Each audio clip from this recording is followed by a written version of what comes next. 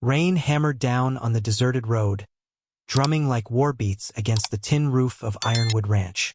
Inside, Jonah Keats had just finished stoking the dying fire when frantic fists pounded on his front door. Bang! Bang! Bang! He snatched the rifle from the wall and yanked the door open. A skinny boy stood there, drenched to the bone, shivering so hard his teeth chattered. In his trembling hand was a crumpled letter. Is this your home? The boy stammered, his voice barely louder than the rain. I was sent to you. Before Jonah could answer, a distant rumble cut through the storm. He stepped onto the porch, boots sinking into the wet wood. On the far hill, through sheets of rain, several riders in dark cloaks appeared for a split second, then vanished around the bend. The boy turned pale as death. He clutched the letter tighter, whispering as if to himself, They found me. Jonah Keats had lived alone for so long that silence had become his closest companion. Some men thrived in solitude. Jonah had simply learned to endure it. Ironwood Ranch stretched across miles of rugged land, bordered by wild thickets and jagged ridges, where the wind howled like restless spirits. There were days when Jonah could ride for hours without seeing another living soul. That was how he liked it, or at least that was what he told himself. Years ago, his life had been different. He could still see her face when he closed his eyes. Anna, his wife. The memory of her laughter floated like a ghost through the empty rooms of the ranch house. She had been the one to paint the shutters blue, insisting the color reminded her of the summer skies back in Kansas. She had planted the row of wildflowers by the fence, the ones Jonah still tried to keep alive though half of them had withered away. It had been 11 years since the fever took her. 11 years since Jonah buried her beneath the old ash tree behind the house, where the wind whispered through the branches like a hymn. He hadn't been the same since. The doctors had told him later, bluntly, without compassion, that the illness he'd suffered during those months had left him unable to have children. Jonah had nodded, thanked them, and walked out without a word. After that, he had stopped making plans for the future. The world narrowed down to the ranch. Mending fences, breaking horses, hauling water from the well, and long nights by the stove when the only sound was the crackle of firewood. First, neighbors had tried to reach out. They'd invite him to barn dances, Sunday gatherings, and poker nights at the saloon. Jonah turned them all down. One by one, people stopped asking. Soon, the name Jonah Keats faded from the lips of the townsfolk, except when someone needed a good horse or a strong pair of hands for branding season. To most, Ironwood became nothing more than a quiet, wind-battered patch of land owned by a recluse. And Jonah was fine with that, or at least he thought he was. But in truth, every so often, the silence pressed too heavy on his chest. Some nights, when the wind rattled the shutters and coyotes howled beyond the ridge, Jonah would wake from dreams of Anna's soft voice, only to find himself staring into the darkness. He had stopped looking for meaning, stopped waiting for change, until tonight, until a shivering boy with haunted eyes appeared on his doorstep carrying a letter meant for someone else. Jonah leaned against the doorframe, still clutching the rifle as the storm raged outside. His gaze shifted to the boy's thin frame, his mud-caked boots, and the way he kept glancing nervously toward the distant hills, as though expecting shadows to leap from the darkness. Jonah didn't know who the riders were. He didn't know why the boy had come to him instead of Caleb Whitlock, the name Jonah had glimpsed hastily scrawled on the letter. But deep down, something old stirred inside him. Something he thought had died under that ash tree years ago. The boy's name was Eli. Jonah learned that much after getting him inside, stripping off his soaked coat, and setting him by the stove. The storm outside howled against the shutters, but inside the warmth slowly returned to Eli's trembling fingers. He clutched a crumpled letter like it was the last solid thing in his world. The edges were frayed, smeared by rain, the ink bleeding into the paper until some words were little more than ghosts. Jonah smoothed it out on the table under the flickering lamplight and read the heading at the top. Guardian, Caleb Whitlock, Ironwood Ranch. Jonah frowned. Ironwood Ranch had been for nearly 15 years. Caleb Whitlock owned land on the far side of the valley, a sprawling estate of wealth and influence. Jonah and Caleb had never been friends. "You sure this is where you were sent, boy?" Jonah asked, glancing up. Eli nodded, his expression tight, his wet hair plastered to his forehead. "They said Caleb Whitlock at Ironwood," he whispered. "Said I'd be safe here." Jonah exhaled slowly, setting the letter aside. "Well, they got half of it right. You're at Ironwood. But I ain't Caleb Whitlock." Eli's face went pale, as though Jonah had told him the world was ending. His hands clenched around the edge of the table until his knuckles turned white. Then I gotta go," Eli muttered, glancing toward the door. "They'll find me if I stay." Jonah's jaw tightened. "Who?" The boy hesitated, as though saying their name might summon them from the storm. His lips parted, but no sound came. Finally, he just shook his head and stared at the floor. Outside, thunder rolled like distant cannon fire. The horses in the stable whinnied nervously, their hooves thudding against wooden stalls. Jonah moved to the window, peeling back the curtain just enough to peer through the rain. Far out beyond the ridge, dark silhouettes flickered again. Riders, moving slowly, deliberately, like wolves circling prey. Jonah's grip tightened on the curtain. Whoever those men were, they weren't out there by accident. He turned back to the boy. "You running from them?" Eli didn't answer, but the fear in his eyes was answer enough. For a moment, Jonah considered the obvious solution. Send the boy back. Saddle a horse, ride him to Caleb Whitlock's estate, and wash his hands of the whole affair. But something about the way Eli's shoulders trembled stopped him. This wasn't just a case of mistaken addresses. Jonah's gaze drifted back to the letter on the table, to the way the ink spelled Caleb Whitlock in heavy strokes. Deliberate, intentional. Whoever sent Eli here hadn't made a mistake.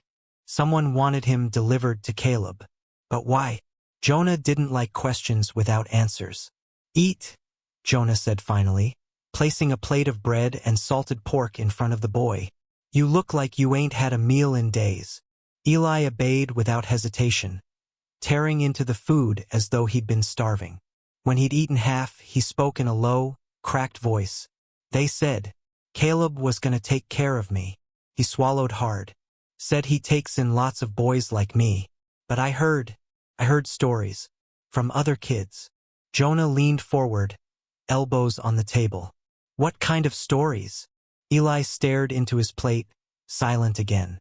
His fingers twitched around the fork, knuckles white. He didn't answer. Jonah didn't push. The boy's terror spoke louder than words. Outside, lightning lit up the hills, and for the briefest moment, Jonah saw the riders again. Closer now, their dark cloaks glistening with rain. Whoever they were hunting Eli. Jonah felt it in his bones. If he sent the boy back, there'd be no safety waiting on the other side.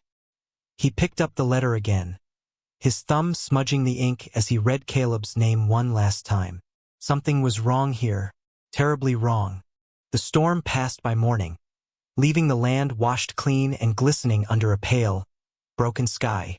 Clouds still clung to the peaks beyond the ridge, but the heavy rain had quieted to a distant whisper. Jonah rose before dawn, as he always did, but when he stepped into the kitchen, he found Eli already awake, sitting stiffly on the edge of the wooden chair. The boy's boots were still damp, his hair wild and uncombed, but his eyes, watchful, restless, followed Jonah's every move. "You sleep at all?" Jonah asked, pouring water into the kettle. Eli shook his head. "Dreams," he muttered softly, without looking up. Jonah didn't press. He'd decided sometime during the night, though he'd never admit it aloud, to keep the boy on the ranch, at least until he could figure out what Caleb Whitlock wanted with him. Sending Eli back didn't sit right. The first few days were awkward, silent more than not. Jonah wasn't used to sharing his space. For years, the house had echoed with nothing but the creak of floorboards and the soft groan of the wind.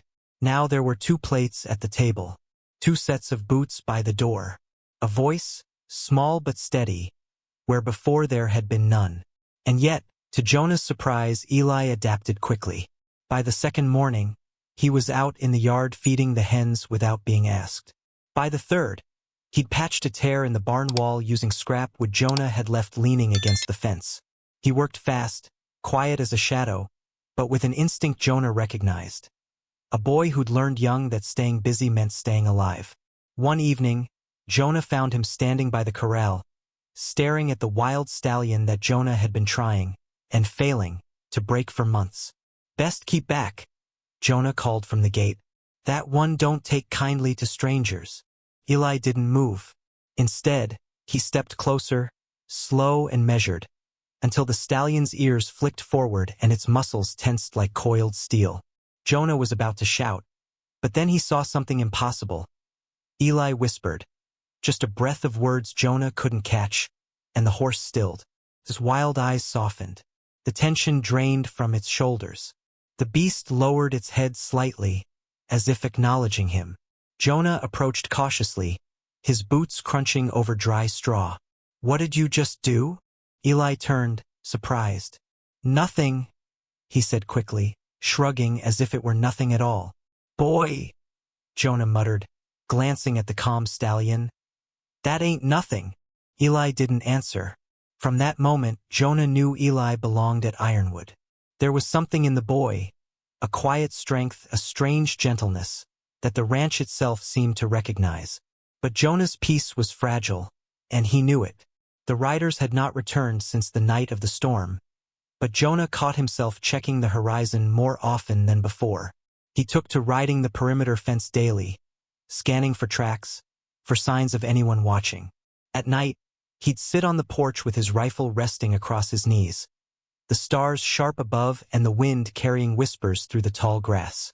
Eli never asked questions, but Jonah noticed how the boy's eyes flicked to the distant hills, as though expecting trouble. One night, as they sat by the fire, Jonah finally spoke. "You trust me, boy?" Eli hesitated, then nodded slowly. "Then you're gonna have to tell me what's got men hunting you." Eli stared into the flames, his face half lit by the dancing light. For a long time he said nothing. Finally, his voice came out cracked and quiet. I don't know everything," he admitted.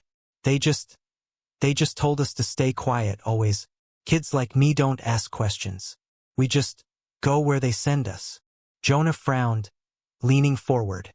"Who's they?" Eli's gaze dropped. "The orphan place," he whispered. "But it ain't no real orphan place. Kids go in and sometimes they don't come back." The words hung heavy in the air. Jonah set his jaw. He thought of Caleb Whitlock. Wealthy, untouchable, always smiling that cold smile when he came into town. Pieces began to shift in Jonah's mind, forming shapes he didn't like. Whatever this boy had been caught up in, it was bigger than a misplaced letter. Bigger than Jonah wanted to believe. He could send Eli back. Pretend none of this was his problem. But as Jonah glanced toward the ash tree outside, where Anna's grave rested beneath twisting branches, something settled in his chest like iron. Anna had always wanted a family, always believed they'd fill this house with laughter someday. Jonah had buried those dreams with her. But now, sitting across from a boy who had nowhere else to go, he felt them stirring again. "Eli," Jonah said quietly, his voice firm, steady, "you ain't going anywhere. Not while I still got breath in me." For the first time since arriving at Ironwood, Eli's shoulders relaxed. He didn't smile, not yet, but his eyes softened, the guardedness fading just a fraction. Jonah knew then he'd made his choice, and choices had consequences. 2 weeks passed without incident. The days grew warmer, the skies clearing from spring's endless storms, but Jonah's unease deepened with each quiet sunrise. He caught himself scanning the horizon more often than before, waiting for riders who never came. Eli settled into life at Ironwood with surprising ease, though the shadows beneath his eyes never fully faded. He worked hard, never complained, and seemed happiest among the horses, especially the wild stallion he'd somehow tamed without a rope or whip. Jonah had taken to calling the beast Ashfire, partly for its coal dark coat, partly for the strange flicker of spirit it shared with Eli. But peace, Jonah knew, never lasted. Came on a Thursday afternoon. Jonah had just returned from riding the perimeter fence when he saw a lone figure waiting by the porch. The man was dressed in a long black coat despite the warm weather, his hat shadowing pale, sharp features. His boots gleamed like polished obsidian. Jonah slowed his horse, his gut twisting. The stranger didn't move, didn't wave. He simply stood, hands clasped behind his back, as though he owned the ground beneath his feet.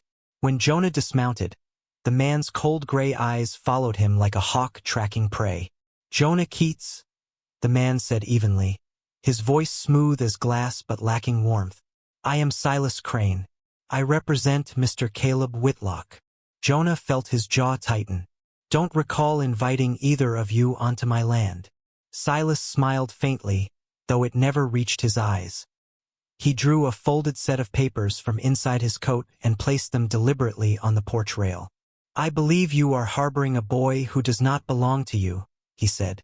"By law, he is in the guardianship of Mr. Whitlock. I'm here to retrieve him."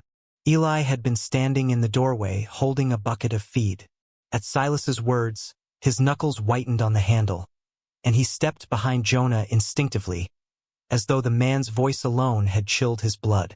Jonah rested a hand on the porch rail, his other brushing the edge of his belt, near where his rifle hung, though he didn't reach for it. "Boy came here by mistake," Jonah said carefully. "I'm taking care of him until the courts sort it out." Silas tilted his head slightly, his expression unchanged. "There is nothing to sort out," he replied smoothly. "The paperwork is clear. You'll deliver him to us in the morning." Jonah glanced at the papers but didn't touch them. "Funny thing about papers," he said. "Don't make a man right, just makes him rich." For the first time, Silas's smile faltered. "Mr. Keats," he said, his voice dropping lower, colder. "I strongly advise you not to involve yourself in matters you don't understand. Mr. Whitlock has influence. Courts, sheriffs, judges. You won't win this fight." Behind Jonah, Eli gripped the back of his coat like a lifeline. Jonah straightened, his shadow stretching across the porch in the fading light. "Maybe I don't need to win," he said quietly.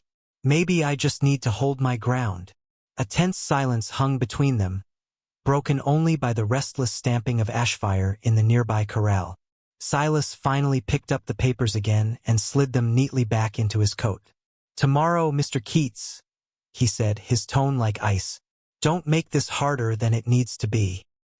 He turned sharply and mounted his horse, a tall, lean creature as black as his coat.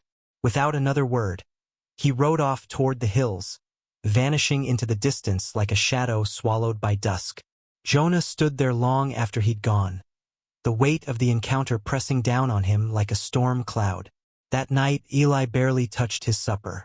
He sat silent by the fire, shoulders hunched, staring into the flames. "You're not going back to him," Jonah said finally. Eli didn't look up. "You can't stop them," he whispered. "Nobody ever does." Jonah's hand tightened on the arm of his chair. He wanted to tell the boy otherwise, but the truth was Eli wasn't wrong. Caleb Whitlock wasn't just rich. He owned half the cattle in the valley, half the men who worked it, and more than a few who enforced the law. Going up against him would mean more than defying Silas Crane. It would mean standing alone against an entire system built to protect men like Caleb. Jonah leaned forward, resting his elbows on his knees, his voice low but steady. "Eli," he said, "I don't care who Whitlock owns or what papers he's got. You belong here. This is your home now. If they want to take you, they'll have to go through me." Eli's lip trembled, but he didn't cry. He just nodded once, a tiny, fragile motion that carried more trust than Jonah thought he deserved. For the first time in years, Jonah felt something burning in his chest. A spark he thought he'd buried beneath years of silence and solitude. He wasn't just protecting land anymore. He was protecting family. And he knew, deep down, that Caleb Whitlock wouldn't let that stand. The morning of the hearing arrived gray and cold, the wind rattling the shutters of the courthouse as if warning those inside that storms were not only outside. Jonah Keats stepped up the worn stone steps, his boots crunching over frost-hardened gravel, Eli's small hand gripping his arm like a lifeline. Inside, the courtroom smelled of old wood, dust, and ink. Sunlight fell in thin stripes across the benches, highlighting motes of dust dancing in the chill air. The room was modest, but for Jonah, it felt like a battlefield. At the front sat Caleb Whitlock, immaculately dressed, a thin smile of arrogance on his lips. Beside him, Silas Crane perched like a vulture, papers neatly stacked, eyes cold and calculating. Their lawyers whispered in low tones, a murmur like insects skittering across dry leaves. Jonah's lawyer, a young man with more courage than experience, gave him a nod. Jonah swallowed and stepped forward. The judge, an elderly man with deep lines etched across his face, adjusted his spectacles. "Mr. Keats," he said, voice even, "you may present your case." Jonah cleared his throat. He didn't begin with legalese or quotes from statutes. He began with the truth. "This boy," he said, glancing at Eli, "didn't come to me by mistake. He came because he had nowhere else to go. He's been on my ranch for 2 weeks. He works hard. He learns. He protects the animals. And he's become part of this place, part of a life that, for the first time in many years, feels whole to me." He paused, seeing Eli shift, small hands clenched in his lap. "This boy is more than paperwork, more than contracts or guardianship papers. He's human. He's alive. And I won't stand by and let him be taken away because some rich man thinks children are property." Silas Crane's lips twitched, but he said nothing. Caleb Whitlock's smile didn't falter. Jonah continued, voice rising, shaking but firm. "2 weeks ago, Eli saved my stallion Ashfire, a horse no one else could calm. He's intelligent, capable, and loyal. He belongs here. He belongs with people who care for him. And I will fight anyone who tries to tell me otherwise." There was a murmur among the spectators, whispers bouncing off the high ceiling. Some were curious, some sympathetic. Others, likely hired by Whitlock, leaned forward like hawks. For a moment, it seemed the courtroom itself held its breath. The judge adjusted his spectacles, scribbled notes, and leaned back. His eyes narrowed in contemplation. Jonah's heart sank. He could feel the tide turning. Legal power, influence, money, all stacked against him. He swallowed hard, his throat dry. And then the doors at the back of the courtroom swung open. A woman stepped in, tall, purposeful, her boots echoing on the wooden floor. Jonah froze. He hadn't spoken to her in 10 years. "Clara!" he breathed, disbelief mingled with relief. She didn't answer him. She stepped forward to the judge, holding a folder thick with papers. Her eyes were sharp, unwavering. "Your Honor," she said, her voice clear and commanding, "I have evidence regarding Caleb Whitlock. He has taken orphans multiple times under false pretenses. Several have disappeared, never to be found. The documents he presents are fraudulent. The boy in question, Eli, should remain with Mr. Keats, who has proven he can provide care, stability, and protection." The courtroom erupted in whispers. Silas Crane's face tightened. Caleb's jaw twitched. Clara handed the papers to the judge, who examined them carefully. His eyes flicked between Jonah, the documents, and the boy at his side. Jonah didn't move. He just stood, heart hammering, hands clenched at his sides. "Objection!" Silas Crane barked, rising to his feet. "These are unverified allegations, verified enough to raise serious concern." The judge interrupted, voice firm. He tapped the papers with his gavel. "I will review these documents thoroughly. For now, the boy will remain with Mr. Keats until further notice." A ripple of relief passed through the courtroom. Eli's shoulders sagged. He looked up at Jonah, eyes wide, tears threatening but not falling. Jonah exhaled slowly, the weight of weeks of fear and tension lifting, at least for now. Clara stepped forward, placing a hand briefly on Jonah's arm. "You did right by him," she said softly. Jonah nodded, swallowing hard. Words failed him. Outside, the wind had shifted. Sunlight broke through the clouds, warm and golden, spilling across the courthouse steps.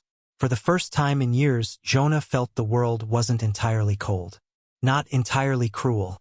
Eli squeezed his hand, small and fierce.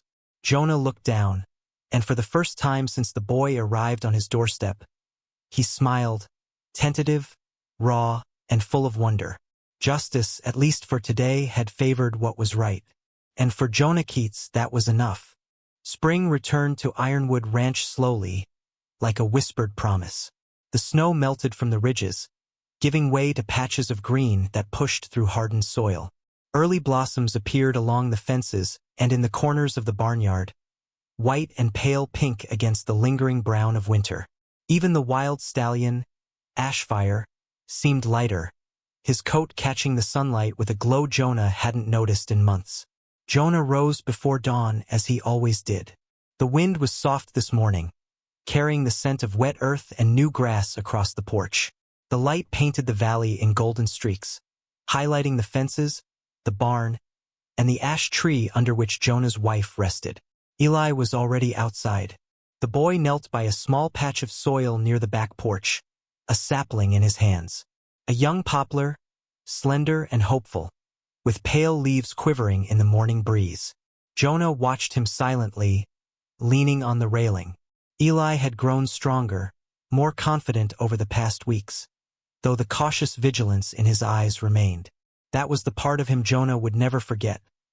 The boy who had survived storms, literal and metaphorical, who had learned to trust slowly and carefully. "What's that?" Jonah asked finally, voice soft. Eli looked up, a faint smile tugging at his lips. "A tree," he said simply, "so that he could have a home, like I have now." Jonah didn't answer immediately. He stepped down from the porch and walked toward Eli, boots crunching over the thawed earth.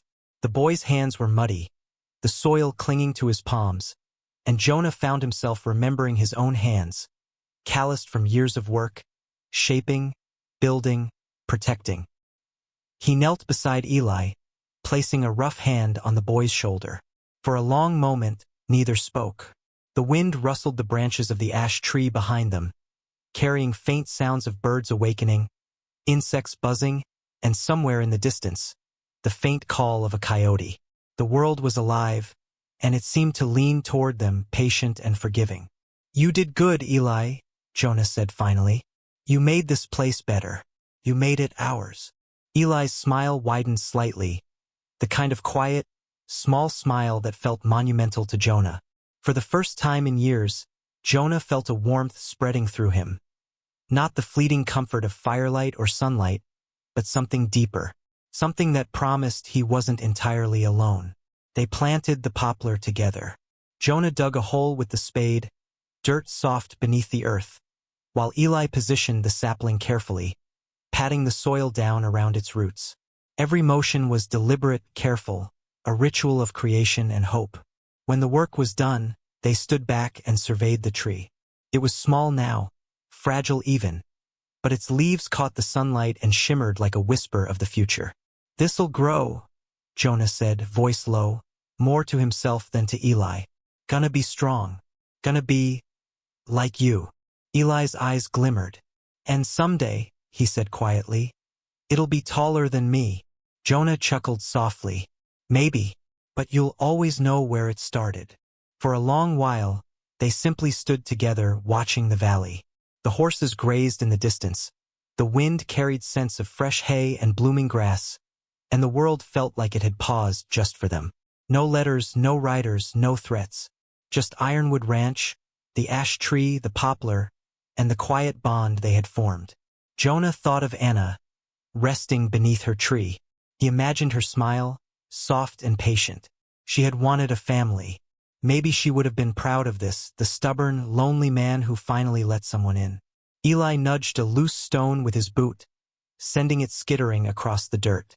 Jonah watched him, thinking about the stormy night when the boy had appeared, soaked and terrified, clutching that crumpled letter. That night had seemed like a random accident, a mistake of fate. But now, in the gentle light of spring, Jonah realized something he had known deep down all along. Sometimes the wrong place turns out to be the only right one. The poplar swayed gently in the breeze, and Jonah felt the weight in his chest lift, replaced by something unfamiliar but welcome. Hope. He rested a hand on Eli's shoulder again, this time in quiet reassurance. "Home," Jonah said finally, almost to himself. "You've got one now, Eli. A real home."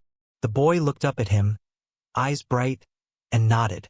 Together, they turned toward the house. The doors, the porch, the barn. All were warm and solid beneath the morning sun. The world outside could be cruel, but here at Ironwood, they had built something that mattered. Something lasting. As they stepped inside, the horses whinnied softly, as if greeting them, and the wind carried the promise of days to come. The poplar, small and fragile, would grow. And so, too, would the bond between Jonah and Eli, strong, enduring, and unbroken, like the land around them. For the first time in many years, Jonah allowed himself to believe in the future. And it was brighter than he had ever imagined.